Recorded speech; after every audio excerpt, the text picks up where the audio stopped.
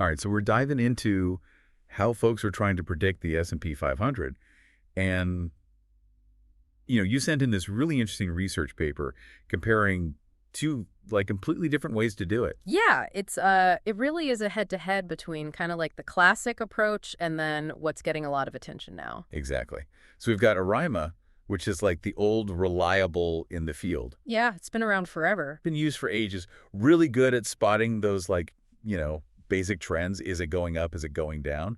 And then seasonality, too. Right, like those repeating patterns. Exactly. Like, think about charting the average temperature each day. Yeah. ARIMA can tell you if things are, heating up, cooling down, or if there's that regular pattern like scorching summers. And that's where the comparison gets really interesting because the stock market is way more complex than just like the weather. Oh, yeah. It's not just like, oh, it's summer, it's going to be hot. Right. There's news, there's global events, there's just like people's feelings and psychology. Yeah, and those things are constantly changing. Constantly changing. And the paper you sent in actually points out that ARIMA can really struggle with those wild swings because there are just so many things going on. They can't quite keep up. Yeah, and it's not a simple like up or down. Right. Remember what happened when like that one CEO tweeted about cryptocurrency? Oh my gosh. Total chaos. It was wild. Exactly. And that's the kind of unpredictable stuff that ARIMA has a hard time with. Right, so it gets thrown off by all the curveballs. Yeah, the paper actually uses this term nonlinear dependencies, which basically means things that don't follow like a straight predictable path.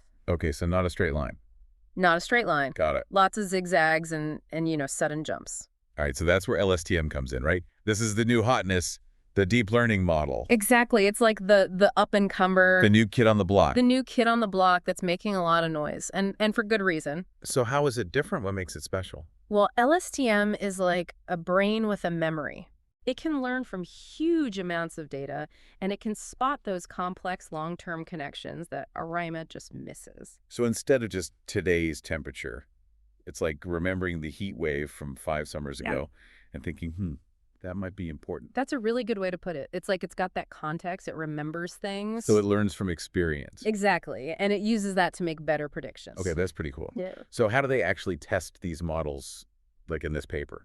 So they took real S&P 500 data from October 2013 to September 2024. Okay, a good chunk of time. Yeah, and not just the closing prices, but also the highs, the lows, even something called the VIX. Oh, yeah, the fear index, right. Exactly, which basically measures how much like volatility investors are expecting in the market. So it's not just what the price is, but also how much it's like jumping around up and down. Yeah, like how jittery are people? Okay, so they feed all of this into both models and see which one does a better job at predicting, future S&P 500 movements. Exactly, like which one is closer to reality. All right, drum roll, please. Who won? Well, LSTM took home the gold. Okay, I knew it was coming, but I'm still excited. It wasn't even close. Spill the tea. What are the numbers? So ARIMA had an accuracy of 89.8%, which, isn't bad. Not bad at all. Not bad. But LSTM hit a whopping 96.41%, and that was without even using any extra data. Whoa, almost 97% accuracy. Yeah. That's amazing. It's with those basic price points. But okay, what does that actually look like in real-world predictions? Like, how far off were they? That's a great question. And to understand that, we can look at something called mean absolute error, or MAE. Okay, MAE. MAE, and it basically tells you on average how far off those predictions were from what the stock market actually did. So lower MAE means the model was closer to reality. Exactly, closer to what actually happened. Yeah, okay, I'm following. And this is where it gets exciting. Okay. The LSTM, with no extra data, had an MAE of 175.9. Okay, keep that number in mind, 175.9. Now, ARIMA had an MAE of 462.1. Hold on, let me just do some quick math here. That means, on average, the LSTM's predictions were hundreds of points closer to the actual S&P 500 value. That's exactly right. Hundreds of points closer. Wow. And we see a similar story when we look at something called RMSE, which is another way of measuring that average error. So lower RMSE, more accurate. More accurate. And again, LSTM just blew ARIMA out of the water. Okay, so LSTM is clearly the more powerful tool here. But does that mean it's like a magic solution for all of our investing woes? Well, that's what we're going to dig into next. Stay tuned, folks. We're just getting started. Okay. That's pretty impressive. But here's the thing. I keep thinking about this study focused on the S&P 500. Right, the big picture. Which, yeah, it's important. But what about, like, us regular investors trying to pick individual stocks. Yeah, or maybe even dip our toes into like real estate or crypto. Exactly. Does LSTM's magic work there too? That's the million-dollar question, isn't it? It really is. The research you sent looked at the S&P 500 as a whole, and we've talked about how complex that is already. Yeah, tons of factors. Yeah. But individual stocks, No, bull. those are even more unpredictable. It's true. It's like 1 minute a company stock is soaring, the next it's plummeting sometimes.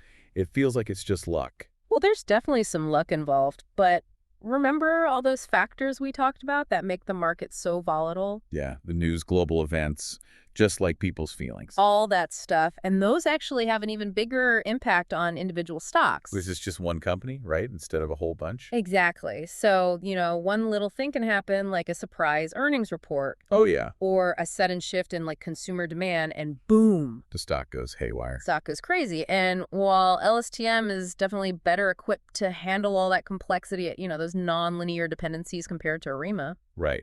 It can see the curveballs coming a little better. it's still a huge challenge to predict the movements of individual stocks with any kind of like high accuracy. So it's not a crystal ball. Not a crystal ball, even with all its fancy tricks. Yeah. Okay, so even with this like super powered LSTM, we can't just blindly trust its predictions when it comes to like our own money. Absolutely not. Yeah. No model can perfectly predict the future, especially when you're talking about something as complex as the market. It's constantly changing. Constantly changing, and you always have to factor in risk. Unexpected stuff happens all the time. Right, like that CEO tweeting about crypto. Exactly. Who could have predicted that? No one. Nobody. So, yeah, it's not a magic solution. But it's still pretty amazing technology, right? Absolutely it is. And, this research really gives us a glimpse into the potential of deep learning for this kind of thing, financial forecasting. And it's not just finance, right? I mean, we're seeing this kind of AI stuff everywhere. It's true. It's revolutionizing everything. Medical diagnosis, self-driving cars. And now it's finance's turn. It's like back in the early days of the internet when everyone knew it was going to be huge. Oh, yeah. But no one could have predicted, social media or e-commerce. All the ways it would change our lives. Completely transform how we live and interact with the world. And that's what's so exciting about this. Yeah, and maybe a little scary too. A little bit, because just like with the internet, there are going to be winners and losers.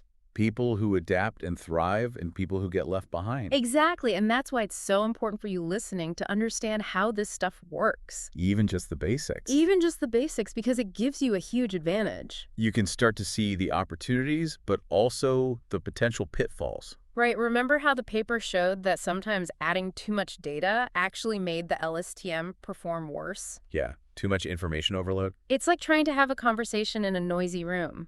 You can't even hear yourself think. You can't focus on what's important, and that's why it's so crucial to be critical of these models, even the really advanced ones. Not just taking them at face value. We need to understand their limitations, what kind of data they're good at handling, where they might fall short. So asking the right questions. We can't just blindly trust them without thinking for ourselves. So it's not about replacing human judgment.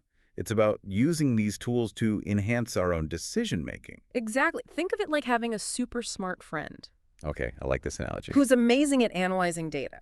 They can crunch the numbers like nobody's business. Or maybe they're not so great at understanding human emotions. Right, or predicting those totally random events that come out of nowhere. You'd still value their insights, That's funny. but you wouldn't blindly follow their every recommendation. You got to use your own brain too. You got to use your own brain too. So where do we go from here? Yeah, that's the big question. Yeah.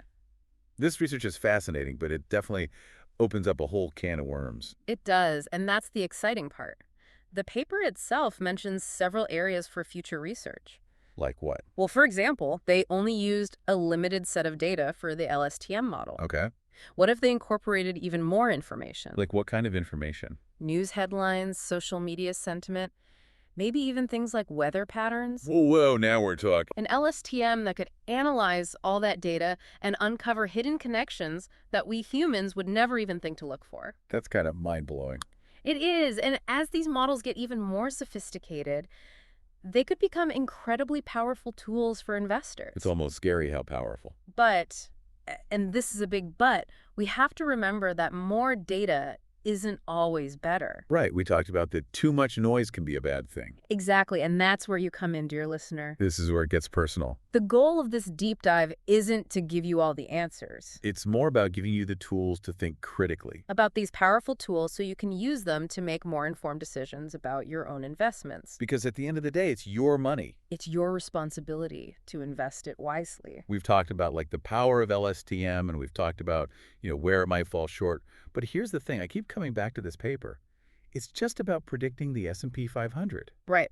One specific slice of the market. What about the even bigger picture? You're thinking about the whole financial system. Exactly. If these deep learning models get good enough, and it seems like they're on their way, does that change how we invest, how we manage risk, how we even think about the economy as a whole?